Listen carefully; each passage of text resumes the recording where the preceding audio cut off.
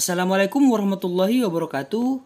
Hari ini Bangkang Channel akan berbagi alur cerita film dari Pacific Rim. Film ini mengisahkan tentang di mana dunia harus menghadapi serangan dari monster bernama kaiju.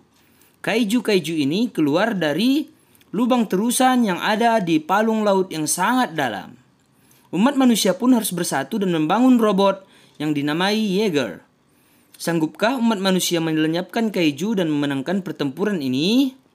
Nah, sebelum lanjut, jangan lupa dukung channel kami dengan menekan tombol subscribe ya. Nah, kita lanjut saja alur cerita filmnya.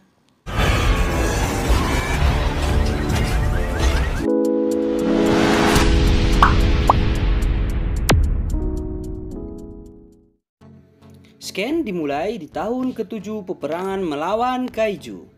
Kakak beradik Yancy dan Rayleigh yang merupakan pilot Yeager dibangunkan saat dini hari karena adanya kemunculan kaiju di lautan Pasifik.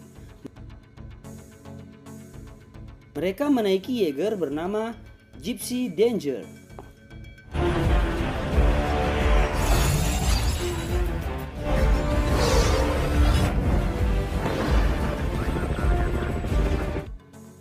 Setiap akan mengoperasikan Yeager, kedua pilot yang menggunakannya harus menyatukan ingatan mereka. Semakin kuat ikatan mereka, maka semakin baik dalam mengemudikan Yeager.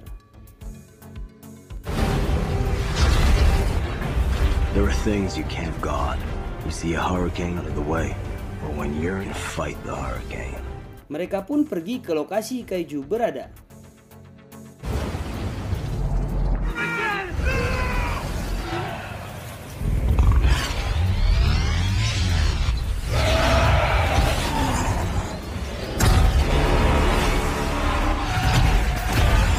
Mereka hanya diperintahkan untuk mengusir kaiju agar menjauhi daratan. Namun tak mengindahkan perintah, mereka berniat menyingkirkan kaiju tersebut. Mengira kaiju sudah tewas, ternyata kaiju tersebut masih hidup. Mereka pun diserang balik oleh kaiju tersebut. Dan kaiju membunuh kakaknya Rayleigh, yaitu Yancy.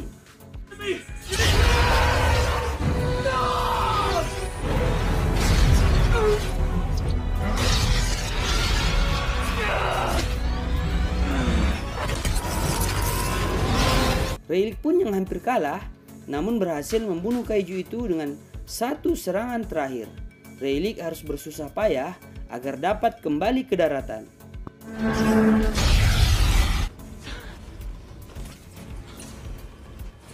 Ternyata, kaiju beradaptasi dan semakin memahami pola pertempuran para pilot Yeager yang membuat kaiju semakin kuat. Karena itu, pemerintah menganggap program robot Yeager tak lagi bermanfaat dan meminta pemimpin operasi ini untuk menghentikannya. Mereka merasa membangun dinding di pinggiran pantai lebih tepat untuk menghentikan kaiju. Namun ia tak mendengarkan dan menyarankan mengoperasikan Yeager tanpa bantuan pemerintah. Setelah kejadian sebelumnya, Rayleigh berhenti menjadi pilot Yeager dan menjadi buruh untuk pembangunan dinding penghalang kaiju. Rayleigh pun sempat menyaksikan berita perlawanan Yeager Striker menghadapi kaiju yang ada di Sydney, Australia. Namun saat istirahat, Marshall yang merupakan pemimpinnya dahulu tiba mengajaknya kembali menjadi pilot Yeager karena ada satu Yeager yang tak digunakan setelah pilotnya tewas. Mereka pun berangkat ke Shatterdome, markas Yeager di Hong Kong. Setibanya di sana, mereka disambut Mako Mori, staf di Shatterdome yang juga ingin menjadi kopilotnya Rayleigh. Saat di lift, mereka bertemu dengan Dr. Gottlieb dan Dr. Geisler yang merupakan ahli riset di Shatterdome.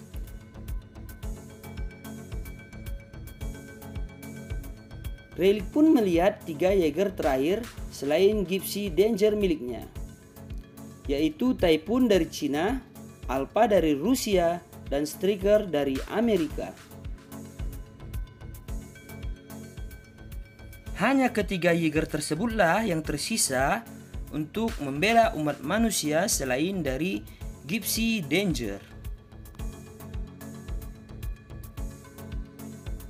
Marshall memberitahu rencananya meledakkan 1,2 juta ton TNT ke lempengan palung laut yang mengeluarkan kaiju tersebut. Scan berlanjut saat Rayleigh dan Marshall mendengarkan pendapat Dr. Gottlieb dan Dr. Geisler. Dr. Gottlieb merasa serangan kaiju akan semakin meningkat dan dalam jarak waktu yang semakin dekat. Dr. Gottlieb pun menemukan cara menghentikan kedatangan kaiju dengan meledakkan lubang terusan tempat kaiju keluar. Sedangkan Dr. Geisler merasa semua kaiju dari seluruh dunia berasal dari induk yang sama, karena DNA pada kaiju yang ditemukan sama. Dr. Geisler juga ingin masuk ke dalam ingatan kaiju dengan menggunakan teknologi yang dipakai untuk mengaktifkan Yeager. Marshall pun merasa pendapat Dr. Geisler terlalu ekstrim dan menolaknya. Rayleigh mencari tahu tentang Mako Mori yang ingin menjadi kopilotnya. Ternyata Mako Mori mempunyai catatan yang cukup baik. Mako marah kepada Marshall yang tak menepati janjinya dan tak mengizinkan Mako menjadi kopilotnya Rayleigh. Hari uji coba kopilot Rayleigh pun dilakukan, namun tak ada yang bisa menyeimbangi kemampuan Rayleigh. Rayleigh pun meminta Marshall mengizinkan Mako bertanding dengannya. Ternyata Mako sanggup mengimbanginya, yang membuat Rayleigh ingin Mako menjadi kopilotnya, namun ditolak oleh Marshall. 2-2. 3-10. She's my co-pilot. Why not? Because I said so. Find out who your co-pilot will be. Rayleigh pun meyakinkan Mako, namun Mako menghormati keputusan yang dibuat oleh Marshall. It's not obedience, Mr. Beckett. It's respect. Dr. Geisler benar-benar mencoba sendiri menghubungkan ingatannya dengan kaiju.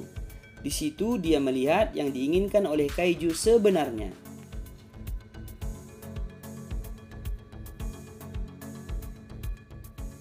Marshall datang ke kamar Mako dan memberi izin buat Mako menjadi kopilotnya Rayleigh. Percobaan tes Gypsy Danger pun dilakukan. Di situ Rayleigh bisa melihat masa lalu dari Mako semenjak Mako masih kecil. Namun Mako terlihat sangat grogi karena ini adalah penyatuan pertama baginya.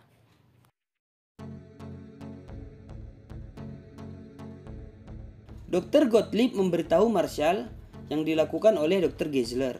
Dr. Geisler pun memberitahu Marshall tentang niat para kaiju yang ingin sekali menguasai dunia.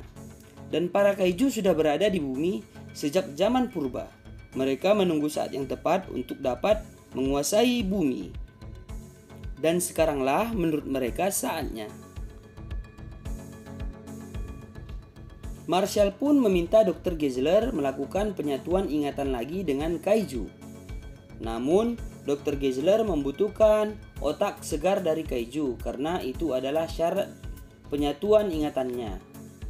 Marshall menyuruh Dr. Geisler menemui Hannibal Cho, seorang pedagang pasar gelap yang menjual organ-organ kaiju. Saat penyatuan ingatan, Mako tak berhasil keluar dari ingatan masa lalunya yang membuat Gypsy Danger malfungsi. Mako terjebak ke dalam ingatannya, di mana saat itu kotanya diserang oleh kaiju dan harus menewaskan kedua orang tuanya.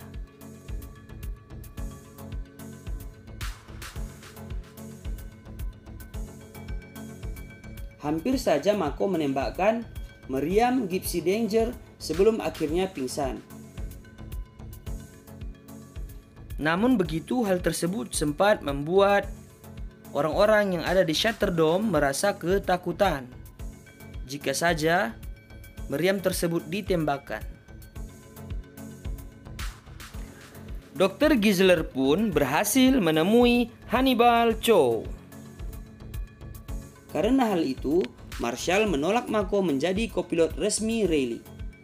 Rayleigh pun membantah dan tahu alasan Marshall tak ingin Mako menjadi kopilotnya karena melihat ingatan Mako, di mana Mako harus menyaksikan kematian orang tuanya karena kaiju, yang membuat Mako dipenuhi amarah, kebencian terhadap kaiju. Marshall lah yang membunuh kaiju yang sudah membunuh orang tua Mako tersebut. Karena itu, Marshall sangat sayang kepada Mako dan tak ingin Mako dalam bahaya. Namun keputusan Marshall sudah bulat dan tak bisa ditolak lagi. Rayleigh dan Mako dibenci karena hampir membahayakan staf Shatterdome. Saat makan berdua, ia memberitahu Mako cara agar berhasil dalam penyatuan ingatan pilot Yeager. Tiba-tiba ada dua pergerakan kaiju dari lubang terusan.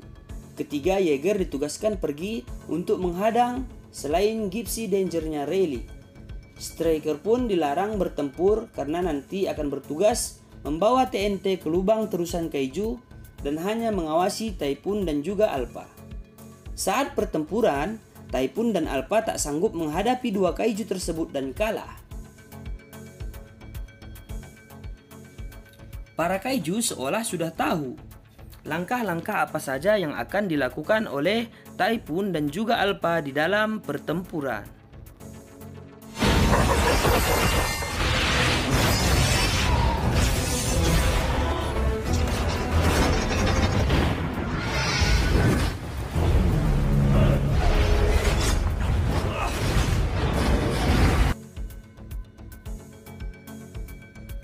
Stryker pun tak bisa hanya diam menyaksikan kekalahan dua Yeager tersebut, lalu memutuskan untuk membantu.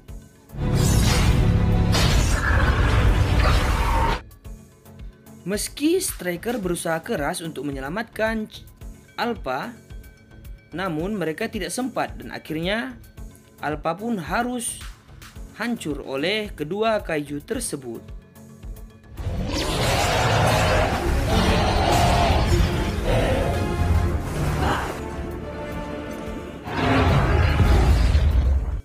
Stryker sempat melawan, namun salah satu kaiju mengeluarkan kemampuannya untuk menghentikan listrik.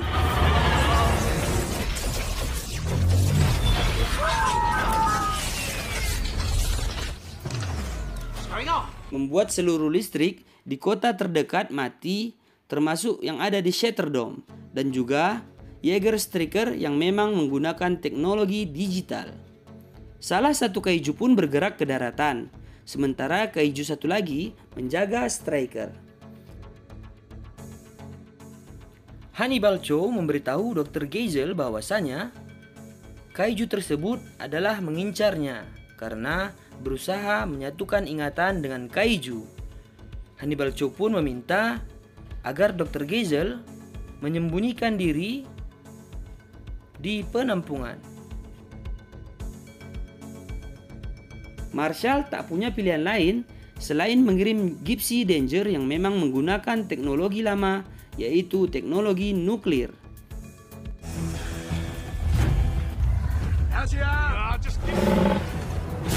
Sebelum Stryker dihancurkan kaiju yang menjaganya, Gypsy Danger pun tiba.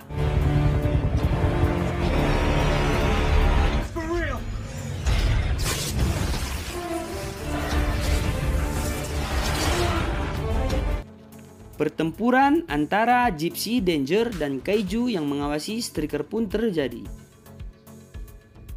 Meski harus dengan kesulitan, akhirnya Gypsy Danger pun berhasil menang melawan kaiju tersebut. Pertempuran antara Gypsy Danger dengan kaiju pertama pun berlangsung cukup sengit. Dan kaiju pertama ini cukup keras kepala, bahkan sempat menyudutkan Gypsy Danger. Namun dengan berbagai kesulitan pun akhirnya Gypsy Danger berhasil menang dan mengalahkan kaiju yang pertama dengan senjata andalannya meriam plasma.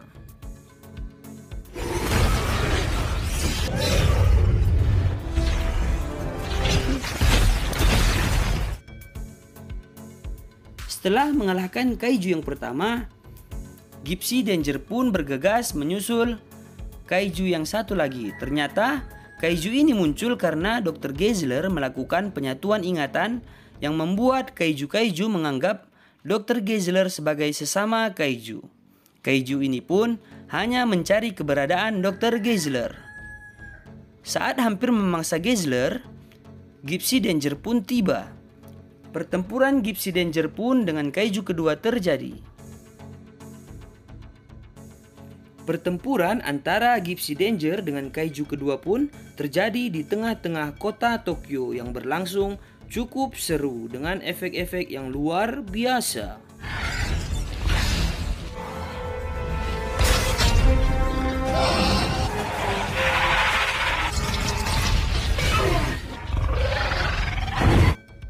Kaiju yang hampir kalah pun tiba-tiba mengeluarkan sayap, lalu terbang dengan mencengkeram Gypsy Danger.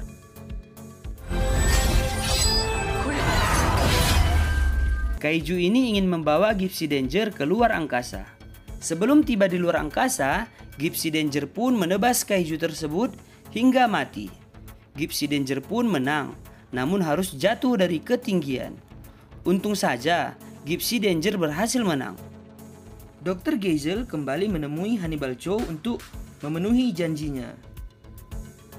Rayleigh dan Mako yang tadinya dicaci, sekarang berubah menjadi dipuji. Hannibal Chow dan pasukannya bersiap mengambil organ kaiju yang baru saja dibunuh oleh Gypsy Danger. Namun tiba-tiba, ternyata kaiju tersebut sedang hamil dan mengandung bayi kaiju.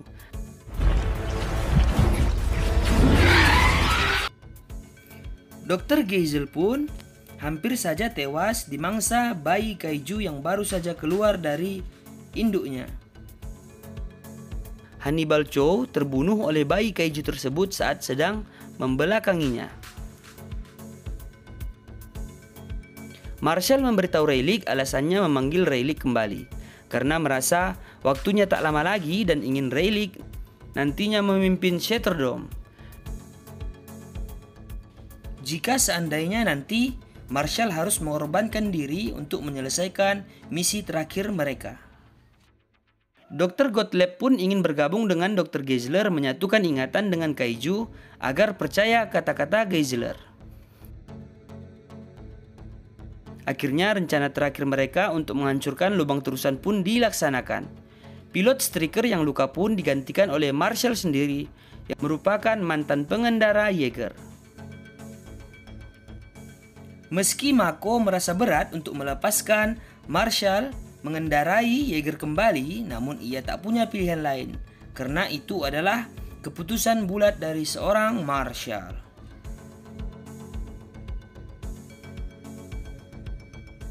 Kedua Yeager diangkut menggunakan pesawat. Penyatuan Dr. Geisler dan Dr. Gottlieb pun dengan ingatan kaiju berhasil. Di situ mereka menemukan bahwasanya apa yang direncanakan orang Marshall tidak akan berhasil. Dua Yeager terakhir, Striker dan Gypsy Danger pun berangkat ke titik lokasi lubang terusan kaiju. Yeager, Striker, dan juga Gypsy Danger pun harus menyelam cukup dalam untuk menemukan lubang terusan kaiju.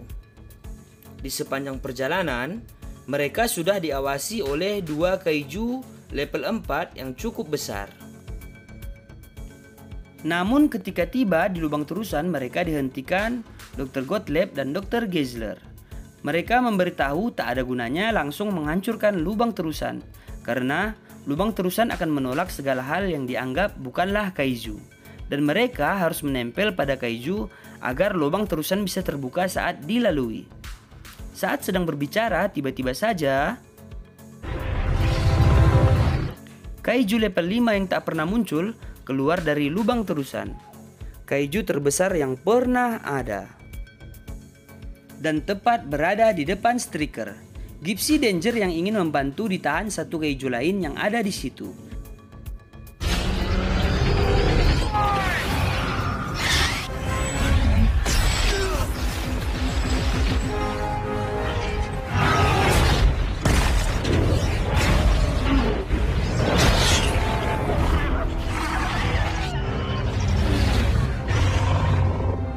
Striker harus berhadapan dengan 2 kaiju sekaligus. Merasa tak akan sanggup, Marshall lalu meledakkan Jaeger Striker untuk membunuh kedua kaiju yang dihadapinya. Meskipun ledakan itu berarti membunuh Marshall dan juga kopilotnya. Shot you take it. It was a pleasure, sir.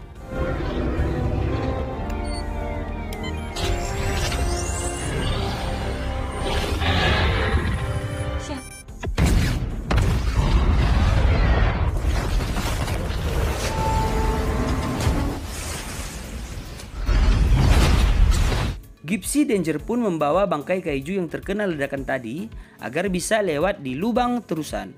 Namun saat hampir sampai, ternyata kaiju level 5 tadi masih hidup. Gypsy Danger pun melompatkan dirinya ke kaiju level 5 tersebut dan akhirnya terjatuh bersamaan ke lubang terusan. Saat sedang terjatuh, Gypsy Danger berhasil membunuh si kaiju level 5. Namun Mako yang semakin kelelahan, kehabisan oksigen karena terlalu lama di dasar laut. Relic mengirim Mako keluar menggunakan kapsul penyelamatan. Saat akan mengaktifkan nuklir, Gypsy Danger ternyata alatnya macet dan harus diaktifkan secara manual. Untung saja, Relic sempat mengaktifkannya dan bergegas keluar dari Gypsy Danger dengan kapsul penyelamatan satu lagi.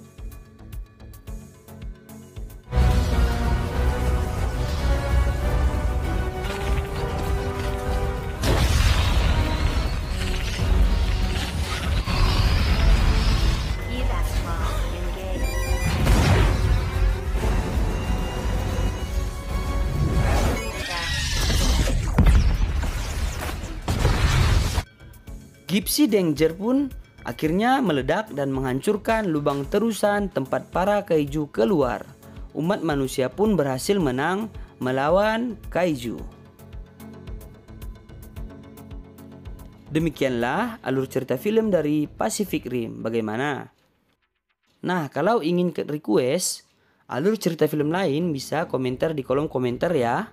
Sampai jumpa di alur cerita film lainnya. Dan jangan lupa dukung channel kami dengan menekan tombol subscribe ya. Assalamualaikum.